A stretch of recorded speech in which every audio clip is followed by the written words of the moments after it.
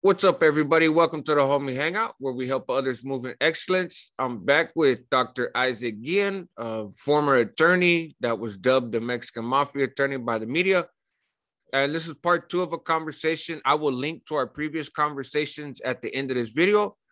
But in part one, when we're talking about your time in YA in the mid 70s, I know that when you rewatched that, you had some stuff that you wanted to kind of clarify. So let's do that first. Okay. Yeah. The first part was we're talking about how certain people spoke, you know what I mean? Mm-hmm. And the guy that I remember, remember I was talking about on the East, on the East Bay, but it was started with an E. Yeah. And I remember that the guy said he was from Hayward. I thought he said East Hayward, but okay. So anyway, he's from Hayward. And then there was another guy from Oakland. So I didn't when I got to OH Close, I didn't get to meet all the people from the different cottages, mainly the ones from ours. And then I kind of zoned in on those guys because those guys were the ones that were with Güero and some other people. So I may be imputing what I saw in them as everybody. Sometimes you say, oh, you meet a couple people, hey, they're like this. But, thinking about it, because remember I told you some you could tell, some you couldn't. One thing I did notice, a lot of guys up there weren't really gang banging. For example, in Norwalk, in Nellis, YTS. I mean, everywhere you went in the facility, to the restrooms, to the chow hall, the tables, everywhere at school, even visiting, you will see gang writing. I mean, it was everywhere, you know what I mean? Mm-hmm. It was a big deal. And out of when I went to TS and say out of the 100 that were around us, there were only 2 or 3 that weren't gang banging, you know what I mean? Gotcha.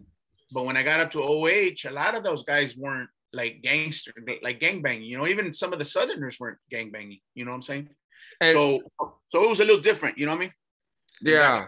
And just to clarify, so when we talk about those guys, right? We're talking about Raza from up north, right.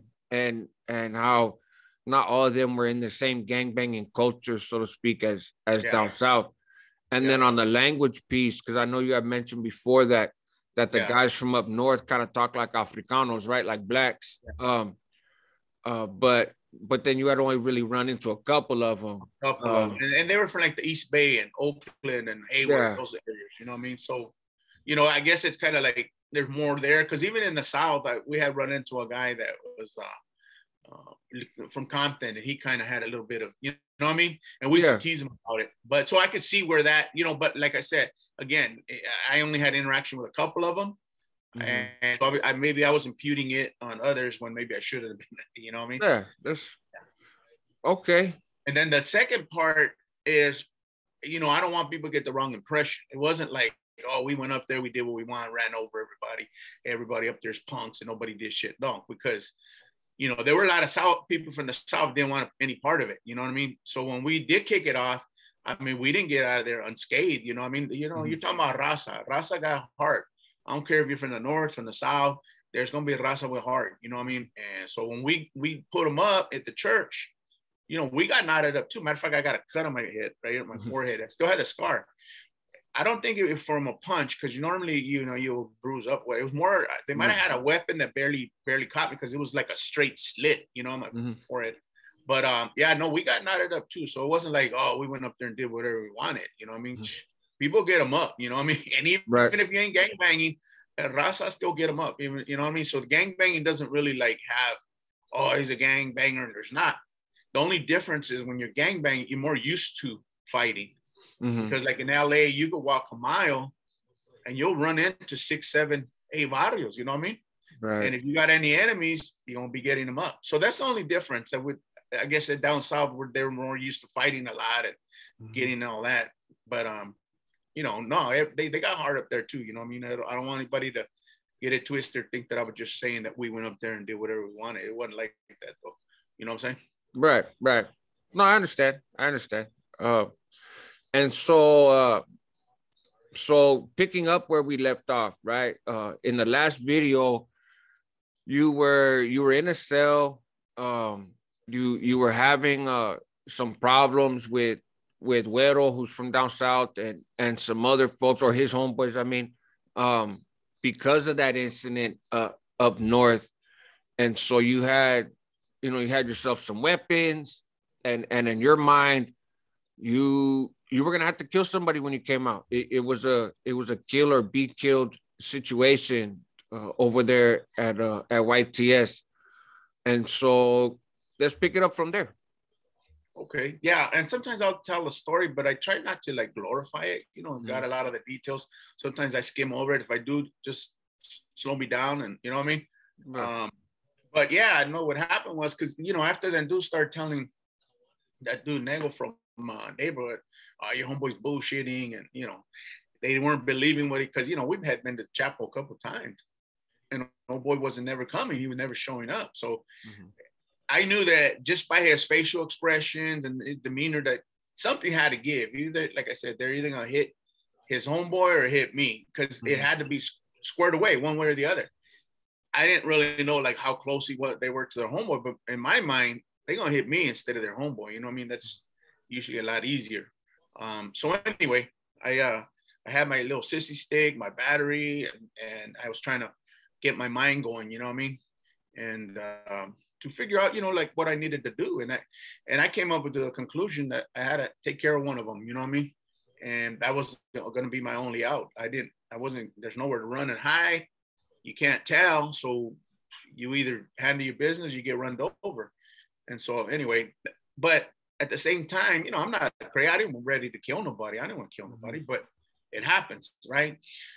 So, like I said, I prayed about it. I hadn't prayed in a long time. When I was younger, we used to go to church a lot. And so I kind of tried to emulate some of the stuff I see my mom do. So I prayed about it. And I was like, my spirit was torn, you know what I mean? To do it, not to do it, and so on and so forth. And then all of a sudden, a calm came over me. It's kind of hard to explain. And I ended up falling asleep. And so I fell asleep. Next thing, I was wakened by two guards. I don't call them guards, but they're counselors, but they act as guards. And then there was a third one at the door, and I was in my boxers, and then they told me to take off my t-shirt and my boxers and squat, do the search. Right. Then they pulled me out of my cell. Let me have my boxers, pull me out of the cell, and then cuffed me and put me, against the wall. While two of them went into search, and the third one stood at the door. And then they find the weapons. So from there, they take me to what they call the isolation unit. Every block. Now I don't even remember the name, but I know they were alphabetical, like M&N, O and P, whatever. But they were alphabetical, the units. And there's like one up on top and then one below. And there's another tier on one side and another tier. And so right where the two tiers meet, there's the control center. Behind the control center, there's like 4 isolation cells. And they're kind of, the only way I could describe them now, knowing what they look like, are the ones at ADX, where there's a solid door. You open the solid door, and then there's a sally port, and then there's bars, and then there's a door. You open the bar doors, and then you enter the cell. So you're not up against, you can't look out the window, like, you know what I mean. And we're so far back that it's all isolated, just the lights. So you don't really know, like, where I was. I don't know if maybe at the end cell, maybe you could see, because I know there's windows towards the back, but I don't know if at the end cell, maybe where I was, you couldn't really tell if it was night, day. Everything was just, artificial lighting. Because like I said, the bars keep you, and then there's like maybe a 4 or 5 foot sally port before there's the solid door. So they had us there. And can you remind people real quick how old you were when this is happening? 15. I'm in my 60s now, so it's 45 plus years or whatever, you know what I mean? That was a long time ago, in the 70s, mid 70s. And so anyway, I'm there. I'm trying to figure out like what's going on. I get bored, I end up falling asleep again, and then all of a sudden I hear my door open. Comes in, it's the IGI, the institutional gang investigator. And he comes in, he sits down, and now I know who he is. So I'm like, okay, now I'm gonna figure out what's going on, And he says, hey, what's going on with you and Colonel? Like, what are you talking about, Colonel? Now let me give you a little backstory on Colonel. I did time with Colonel in Nellis, and he was kind of a little, to me it was like a bug, you know what I mean? I don't think he was all there, but in the unit where he was, is the second unit across from us. We ate in the same chow hall, but he's across from us. That was like the medical mental unit, you know what I mean? They take a lot of the hot meds or whatever. And so he was over there. But so when I was at Dallas with him, he used to always like try to bug me because he knew I wanted to get out, right? And the way to get out is not to get in any fights. I had gotten a few fights when I first got in there, but then I kind of try to like, well, my counselor told me, hey, if you don't get any more fights, I'll try to get you out in 6 months, whatever. Anyway, and Colonel was trying to mess that up, or I don't know if he intentionally was, or he was just a bug. And then one day we're going to chow, we're in the line, and security stops us. They had these ad hoc checkpoints. So security stops us, and we're in a line, you know, one after the other. So they start at the front with those hand wands. Yeah. Check for text. There are a few stabbings, so they're trying to prevent all that. So they were doing that, and so they checked me. I'm good. Well, Colonel was standing behind me. They checked him, and then they moved on down the line all the way back. Well, he started crowding me, you know what I mean? And I turned around, hey, man, back the fuck up.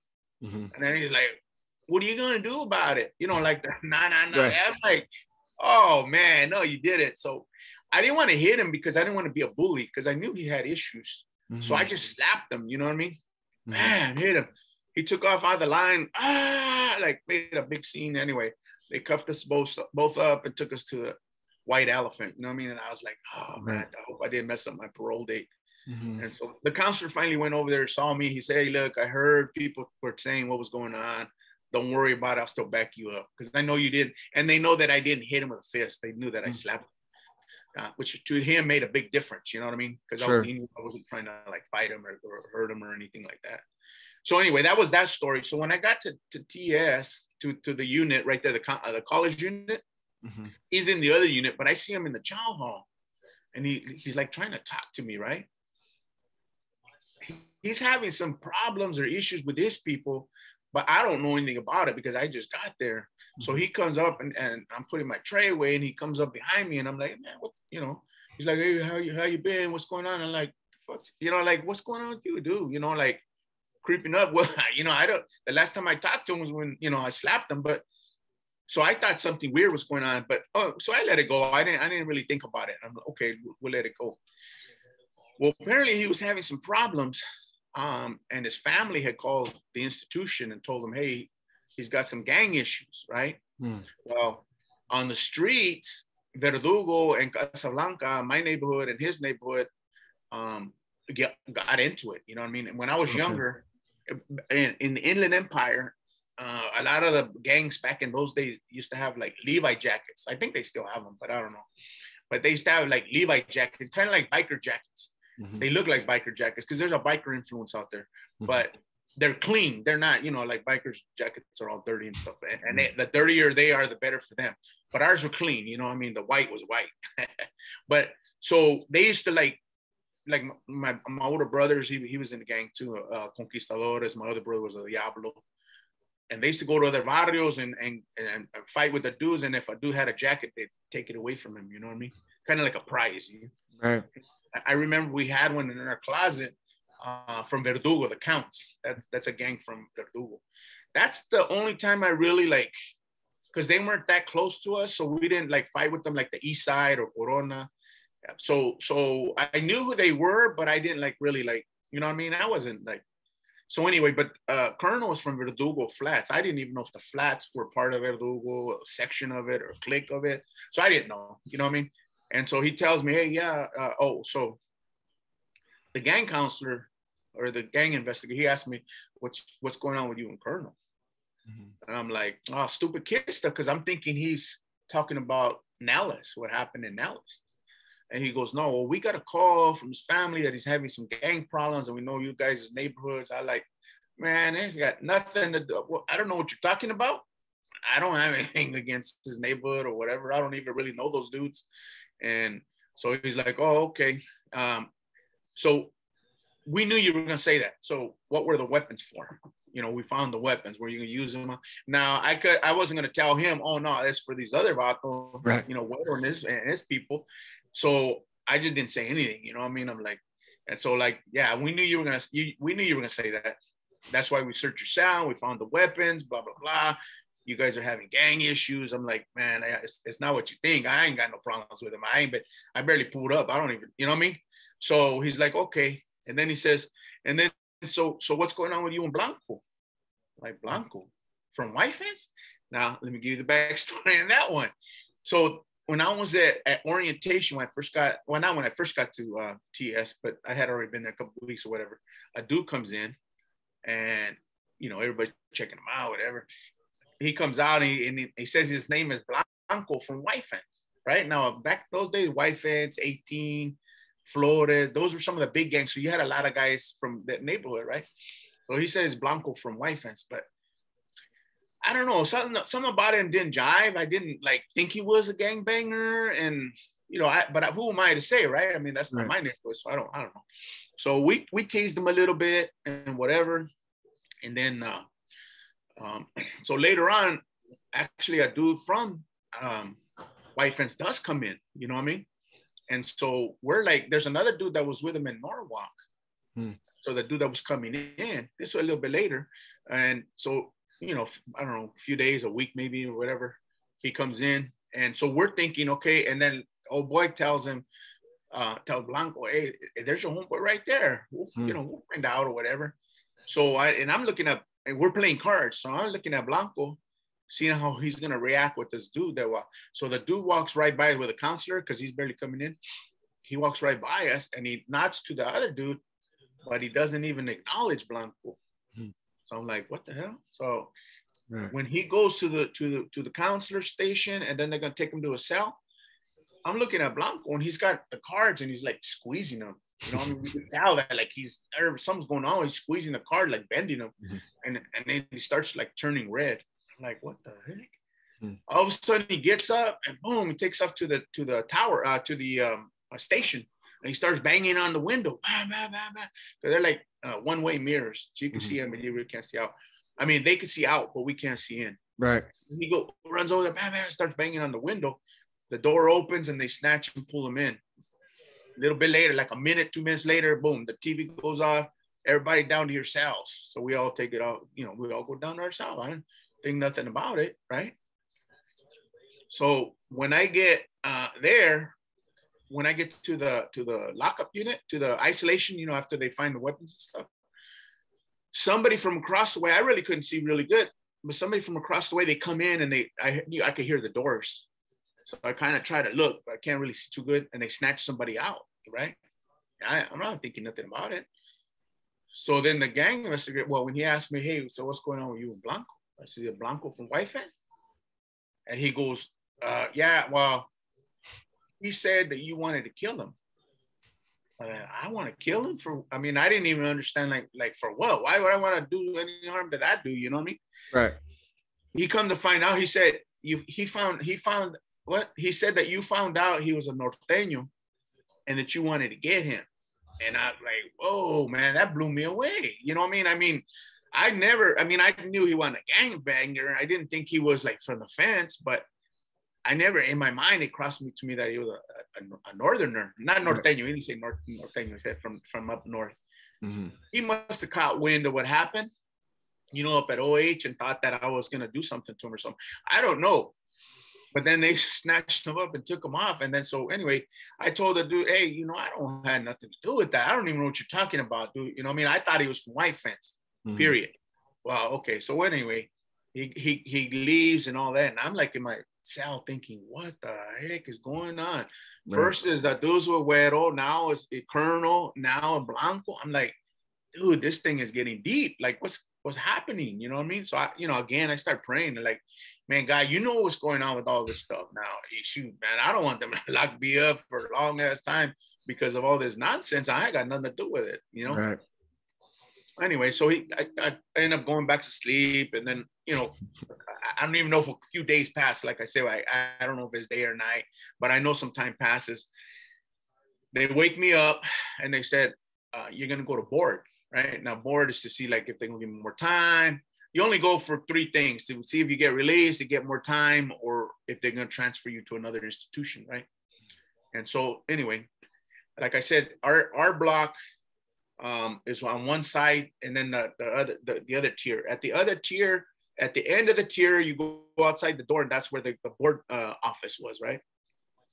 So, or that's where we're gonna have the meeting or whatever. So they cuffed me up, right? And the guy's escorting me down that tier. Tier's empty at the time. I'm the only one, me and him are the only ones walking. I'm cuffed up and he's walking me. And we get about halfway down the tier. And I notice one of the cell doors has like, you ever see that yellow caution tape the cops use? Yeah. It has like an X on the door. And then they have the window because those cells have like those little long windows in the front.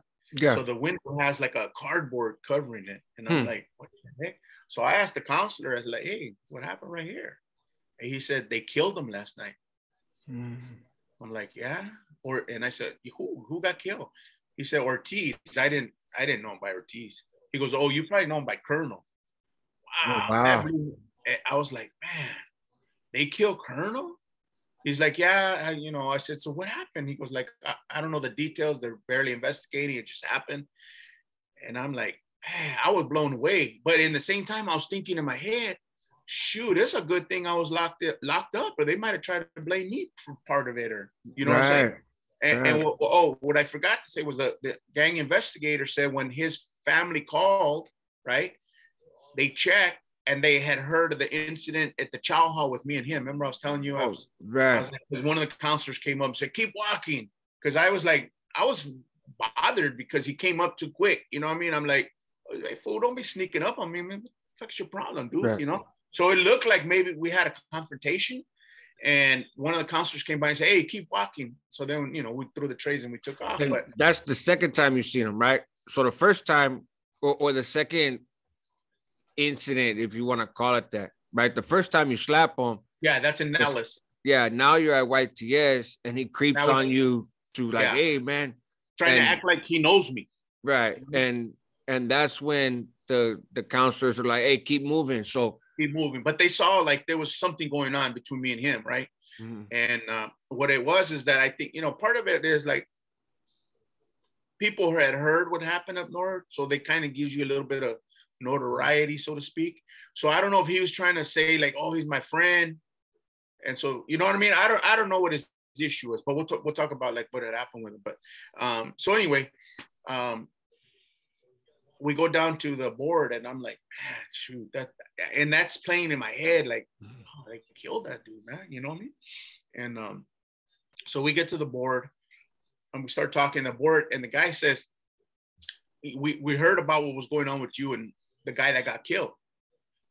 I'm like, shit, ain't nothing was going on really, you know what I mean? And he said something about this is the first time here at this institution since it's open, blah, blah, blah. We hate to see that. And I'm like, man, I had nothing to do with that. I didn't even know it was going to go down. And so anyway, he said, well, here's what we're going to do. We could put you in the rock for a while, but it's not going to change who you are. You know what I mean? And like I said, because academically, they knew that if they pull me out of the gang environment, I would change. In other words, is what their belief was. And plus the weapons that I had weren't sophisticated. They weren't like, shank, how they make shanks. If it would have been there, they might say, oh, he's a little. Plus my age, they said, nah, at your age, you need to be somewhere else, not here at YTS. Mm-hmm. We're gonna send you to Paso Robles. Mm-hmm. I said, all right. Like when? He goes, the bus will be coming. He said, but we're not in a hurry. We want to keep you in isolation for a little bit to let you think about what you did. So I said, all right. So anyway, they take me back and we pass the cell again, and it's going in my head like, man, they killed this vato, I mean, yeah. They killed him. And so anyway, I get to my cell, and then so later, I think it was later that night, they bring in one of the dudes who allegedly killed him, right? Some dude named Negro from East Side Los. And so that night, when I go to showers, now they put Negro on the cell right next to the showers, but they left the main door open, the big door? Yeah. They left the solid door open, but he's still behind the bars, right? So then I go to the showers, and when I'm done with the showers, the bar, it takes a while for the cops to come back because they don't sit there and watch you. They put you in the cell, and it's just bars, and they lock you in, and then you take a shower, and then they come get you whenever I guess they have time or whatever. So I started talking to to Negro, and he's like telling me, hey, yeah, you know, about that and about the chow hall. He said, don't worry about that. This dude was trying to like do something stupid. But apparently what had happened was that he was involved in like a burglary or something, or robbery, something with the old lady. I remember that he said something had been with the old lady that died. Mm-hmm. But Colonel had like told on the other guys, right? Now the other guys were older and they got sent to the joint, and but he got sent to IA. So I don't know if that was part of his deal. I really don't know what's going on with it, and I didn't want to ask too many questions, you know. Right. But I had heard later that apparently the guys that he told on went to the joint, but they knew people and they were connected, and they were saying that it was a Mexican Mafia hit. That Oh, you paused right there. You know, like I said, Negro was from East Side Los, and I don't know who the other dude was because they never brought him in. And they got him later or whatever, but I never got to see him, or maybe they did bring him in and I didn't see it when they brought him in. But anyway, I was tripping out on that. So I stayed in the back there for a little while, you know, and it's going to my head, like it's playing on me. It's like really bothering me that, because I knew that dude and he wasn't like a bad guy. I mean, he wasn't like, you know what I mean? He just had some issues, mental issue. And I'm thinking, man, you know, but then that's the gang life, you know? I mean, but you know, you're gonna tell there's repercussions. But why did he tell, man? Was he afraid to go to prison? I don't know what all the backstory was on that, but it played in my mind. It played in my mind like, man, this is a little more serious and different than what I'm, you know, okay, let's get him up and do whatever, you know. But they killed him. That what they did is, you know, they had those upholsteries. They're like big scissors for upholstery. Yeah, okay. Yeah. And what they did is they took the metal screw that holds the two pieces together. They took that out, and each one of them had a piece, and they went in and they hit him like 30 times. Wow. Or even more than 30 times, and then threw him under his bunk, you know. And in my head, I'm playing it like that dude was down there, you know, just bleeding out. And I wonder what he was thinking, you know. A lot of things played in my head, you know what I mean? Yeah. And so I left it like that. And then next thing I know, I'm waiting for the bus. So it's a little time. A little bit later, a few weeks later, there's a second murder right there at YTS. Now, there's going to be the second murder in less than a month. And the second murder, like I knew one of the killers. One of the killers is named Angel from Hawaiian Gardens. Alleged killer, I'll put that way. Alleged killer. And the first one, I knew the victim. The second one, I knew the alleged killer. I met him in juvenile hall way back in the day. And, you know, he was tagger and he used to do all kinds of stuff. But anyway, he was also, remember I told you when I was at Nallis and after Lalo left, everybody was jockeying for position. Right. He was one of the guys that wanted to do a position. He was a tagger, but he would like ride his barrio everywhere. Angel, HG. I mean, you've seen it like all over the place. Right. So what happened on that one was there was a party in Hawaiian Gardens in LA. It's a gang neighborhood in LA. And some guys from Longo, which is Long Beach, went down there. And during, I guess, whatever, everything was cool. And then all of a sudden it wasn't cool. And in a fight ensued. And then there's some, I think it was like 16 or 17-year-old kid got stabbed to death, you know. So a kid from Hawaiian Gardens get killed. That dude, Trujillo, I think his last name, I don't remember. It's been a while since I wrote that part of the book, but you know, it's been even further since it happened. But I think I'm pretty sure his name's Trujillo.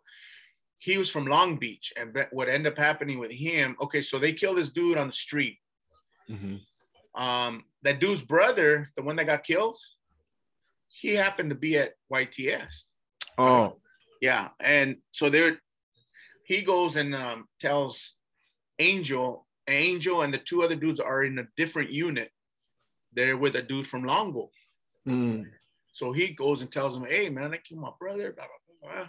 So what you think's going to happen, right? Right. Well, the dude from Longo, Trujillo, he was in there for murder too. They had stomped some dude to death in a bathroom in LA or whatever, in Long Beach. And so he had been there about a year and a half maybe. And so what ends up happening at Chow Hall that night, Angel and the two other dudes from Hawaiian Gardens were in the same unit. They jumped them and beat them up, stabbed them. They got a coat hanger and strangled them. couple of the Wow. counselors tried to like break it up, but they were throwing chairs at him. One of them had to be hospitalized. Anyway, they finally broke it up, but it was too late. The dude had died, you know what I mean? And I found out because another dude had come back to the isolation, and he was telling me about it. And I'm like, wow, that's crazy. You know what I mean? So after that, I catch the bus and they shoot me to Paso Robles. Now, real quick. So those are the first two murders that ever happened at YTS. yeah. Right? Yeah. There's the second and third murders that ever happened in YA. The first murder that ever happened in YA happened in Paso Robles. And a black dude had went back to the school, had broken into the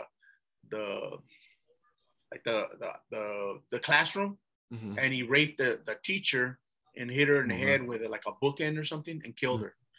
That was the first murder. Then they had shut down Paso Robles for a little bit. When I went, they had just barely opened it back up, right?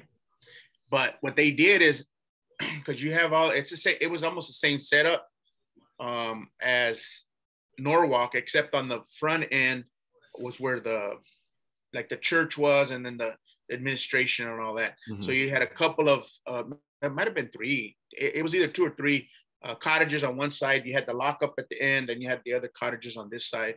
And then over here, you had the chow hall and the church, and then you had the administration. So they put up some fencing. And then what they did is in orientation unit, they put up a fence. It was the only place they had a fence. So when we went in there, they really screened like the people. There was a couple of dudes that never hit the yard. They just got back on the bus and they shipped them somewhere else. They were trying to keep like all the gang stuff, all the violence down and everything. So when I get there, you know, they're like, hey, you want to work in the kitchen? Like, yeah, I'll work in the kitchen. You know, I could use a little bit of money. They're paying like 12 cents an hour, you know. Right. Not a lot, but you know, it's enough to like keep some money on your books. You get some hygiene and stuff. My mom used to send me money, but I didn't like to ask her for it, you know. Right. So I get there and you know, it's a trip because you really, I understand now. I mean, at that moment I really didn't, but I understand now why they sent me there, because they were nobody was gangbanging. You know what I mean? Nobody was doing. There were guys from up north, but nobody was like, oh, norte sur, none of that. Matter of fact, there was a dude I used to kick it with from Delano that lived you know, in our unit, in the kitchen unit.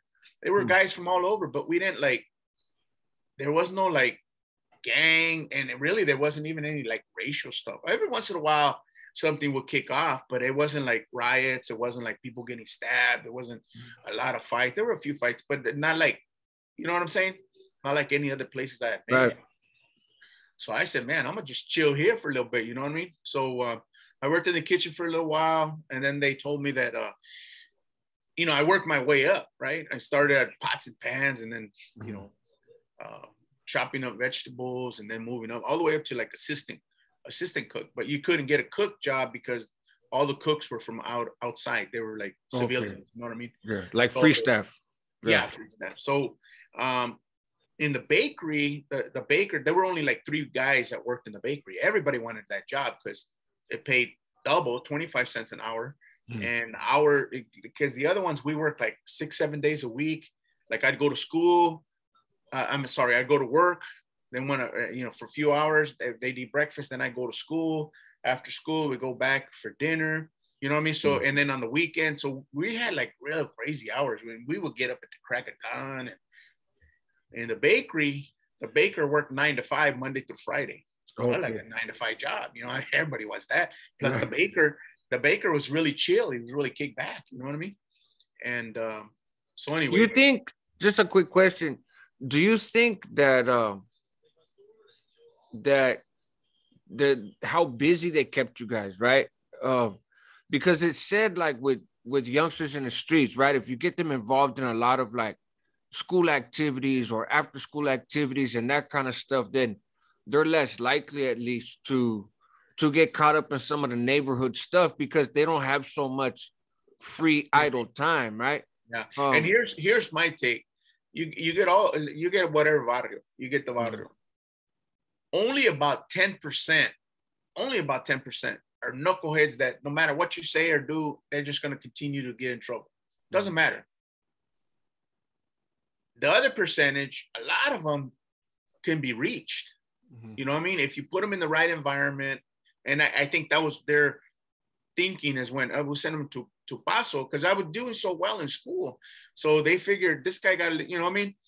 We'll send him to Paso. There's no gang banging. There's no nothing. Maybe he'll change. You know what I mean? And really I did, because I started thinking more about myself, my future, you know, because when I get out, I was like, man, what am I? I'll be 18. I'll be considered an adult.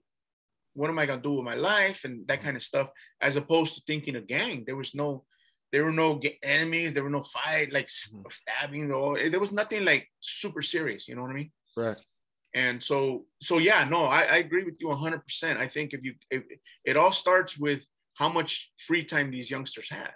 And though, like when I was young and gangbanging, my mom supported 5 of us, right? Right. So she was gone all the time, and I basically ran the streets by myself. You know what I mean? It was like there was no like supervision, parental supervision, tell you, hey man, you don't do this, don't do that, or to whip my ass or keep me in line. You know. It also I think it's interesting because, like how you say, you know, you were involved in violence and stuff throughout YA, right? And caught up in stuff and involved in gang stuff, right? But then when they put you in that other environment in Paso Robles, you were able to, you know, you saw the opportunity to kick back and you were able to kick back, you know, so like it goes to show, okay, you can have somebody who's a knucklehead, right? And sure, they're down for whatever, and they're not gonna be a punk, and they'll fight and they'll use weapons and they will do gang stuff, right? And they will stand up for themselves and stand up for their barrio and all that other stuff. But that doesn't necessarily mean they're a hardcore gang member, right? No. And that's what I was talking about. Like, I don't want to misconstrue that. That 10% that I was talking about are guys that aren't going to change. But 50% of them are going to pick up a knife, pick up a gun, they'll throw down, they'll tag on the walls. They're gangsters, but you could still reach them. Yeah. You know what I'm saying?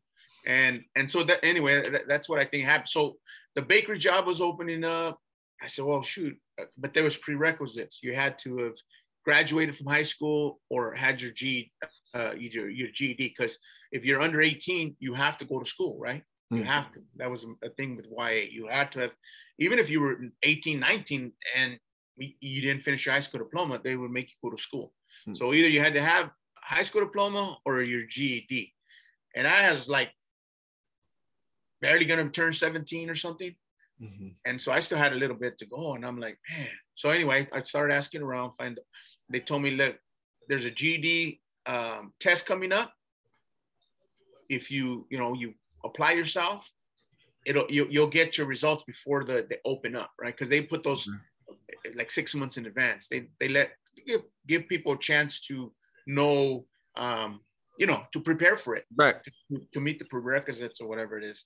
So I said, okay, that's fine. So aside from working the kitchen and going to school, when I would go to school, it was all about the GED. Boom, they put me in a GED class, and that's all I did: study. Come time, we took the GED, which was crazy because we had to go to a Tascadero mental hospital to take it.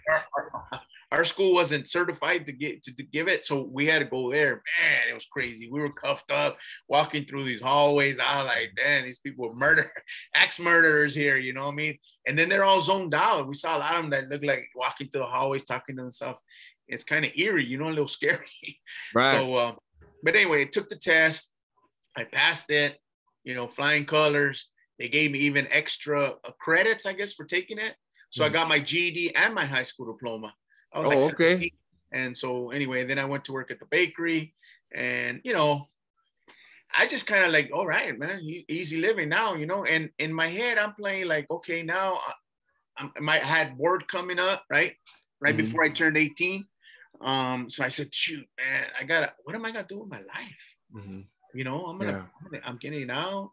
I've been down for a few years. I got no experience, nothing, you know what I mean? Gangbanging, that's not a job, And so what am I going to do with my life, And so anyway, I started thinking about it and like, okay, I'm going to just straighten up and start preparing myself to do something, right? So anyway, long story short, I was preparing for that, and then there's one dude from our unit, big head dude. he from some gang in Compton, the Compadres or some gang or whatever. But anyway, everybody used to clown him. And that day, man, I should have just kept my mouth shut. We're on break. I had come from the bakery and a couple of dudes from the kitchen, and so we sat down and we're eating. And oh boy, one of the dudes from the Boleros from Colton, he starts clowning them, and that dude gets all pissed off. Oh, fuck you guys! And I should have kept my mouth shut. Sometimes, man, we're our worst enemy. You know what I mean? Right. So I said, "Nah, fuck you, you big-headed motherfucker." Anyway, we got it into it. He wanted to fight. I said, well, shit, let's go to the restroom, We'll handle it, no big deal. But he wanted to fight in the kitchen. I know why he wanted to fight in the kitchen, because they're going to break it up, right? Right. Staff and whatever. So anyway, I talked them in, hey, let's go to the bathroom. And some of the dudes are, hey, yeah, go to the bathroom with him. So we go to the bathroom. I open the door. I don't know where he got it. He got like a small metal trash can, right?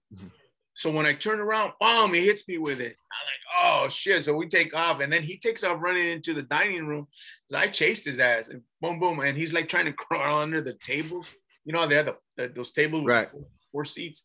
He's trying to get in. I would grab him by his legs, pull him out, and try. Anyway, they broke it up and send us to lockup. So I'm like, man, did I mess just again? It's the same thing like with Colonel. And I'm like, man, it's like I'm my worst enemy. Like, when things are going good and I think I'm going to do something, I go and mess it up. Yeah. And so I'm thinking, man, did I mess it up? But anyway, long story short, I go to board, right? Shortly after that. So I go to board. My mom comes up, my stepdad, my mom remarried while I was in there. That all that stuff's in the book. And anyway, so they come up to, pick me up, to take me home. My brothers or sisters are going to do a little welcome home party. Everything's set, right? Okay, I'm gonna go home. Cool, everything's good. It wasn't that big of a deal. It was just a quick fight, and in my head, no gang related, because it didn't have nothing to do with gangs. It's just a dude running his mouth, whatever. So I get the board, and they're like, "Well, blah blah blah. This was going on. You continue your gang activity up in OH Close, up in YTS, and now you're bringing it here. We're gonna deny your board. You got a year, and we'll revisit that." I'm like, man, I was like devastated, dude. I went back to my cottage looking for old boy. I wanted to light him up, and I'm glad the counselor knew what was going on, my counselor, and they transferred him to another unit, right? He protected me from me, you know what I mean? Right. Man, I was so mad. I probably would have done some damage or something, but anyway, I was like, man. And so my counselor talked to me. We talked for like 2 hours. He finally like calmed me down, and and so I got it in my head, like, you know what? Just if I keep thinking about it, it's just gonna like chew me up, eat me up. Yeah. You know what I mean? So I said, you know what? I'm just put it in my mind. I'm gonna do another year. And what hurt me the most was see my mom cry, like when they denied it, because she had come up to take me home, right? So when you go to board, because I'm not, I've never been to YA, so I'm not familiar with that process. So when you go to the board, is your family there, or did they just have you visit your family after? Oh, so they watch the board. The family's there, yeah. They're not inside the room, but they're not like in the hallway. Okay. So if they say, hey, yeah, you're paroled, blah blah blah, they put the paperwork together, and then they wait for you outside, and boom, you go home. You know what I mean? And so, but anyway. That's what hurt me the most, like watching my mom cry and then her having to leave. But anyway, so I put that all behind me, and I try not to think about it because it just drives me crazy, you know what I mean? Sure. And so I put it in my head, okay, I got to do another year, blah, blah, blah, whatever. But my counselor knew me, right? I mean, that's one thing is there's certain counselor, and I think this is very important, like we were talking about. We may not think that much of it, but what certain counselors do, it stays with you, you know what I mean? You may not, I may not have like understood a lot of stuff at certain times, but there were people that stuck their neck out for me, you know what I mean? Yeah. And but anyway, this counselor went ahead and he got the baker to write me a letter, and he wrote up a report and he submitted it. So maybe about a week later, 10 days later, I'm in the bakery and we're almost done. It's almost at the end of the day. It's like 3, 4 in the afternoon. They call me, hey, Guillen, you got to get back to your cottage.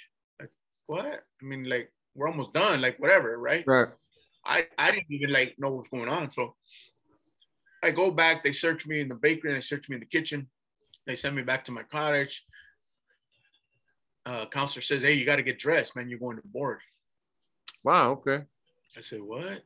And you know, like I said, you only go to board if they give more time, if you're getting released, or if you're getting transferred. Being transferred. So they had already shut down getting released, so it was only being transferred and getting more time. And I'm like, oh man, I didn't like that. I thought something's up. They're gonna try to screw me. Watch. So I change my clothes because we wear the ice cream in the kitchen, in the bakery. We wear the ice cream uniform, all white shirt. Oh yeah. So I changed out of that, put on some blues, right? So I go up to the board, and I'm sitting there, and I didn't call my mom. I didn't even know I was going, right? So I'm sitting there, man, I'm nervous. I don't know what's going on.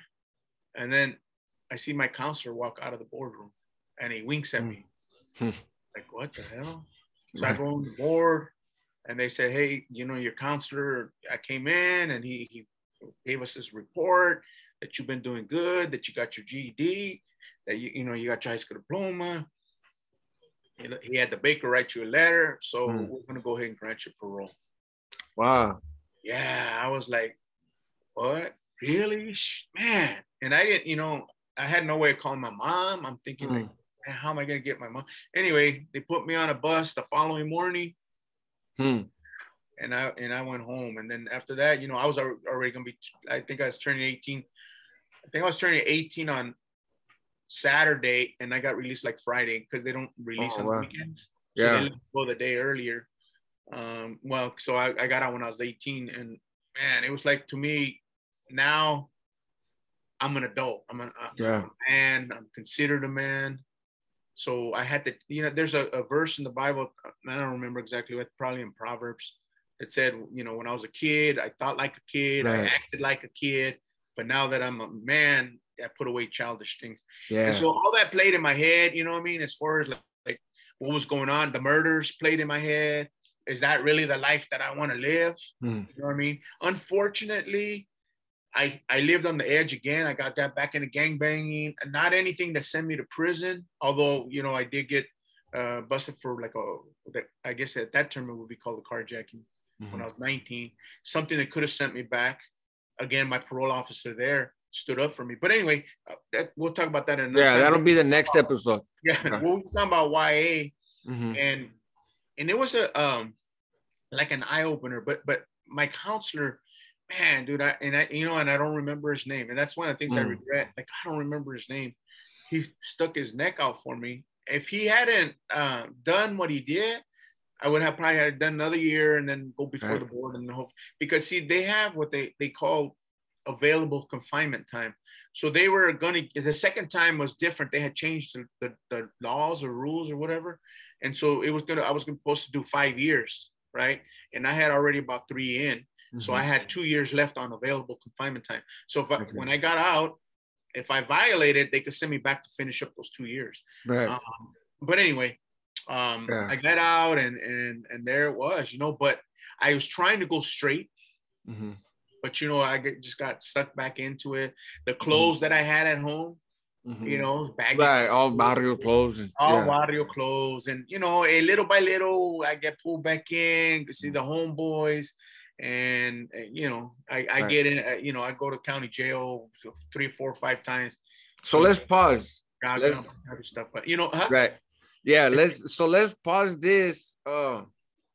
At kind of the end of your YA story, right? It's been close to an hour, and dang, that time flies.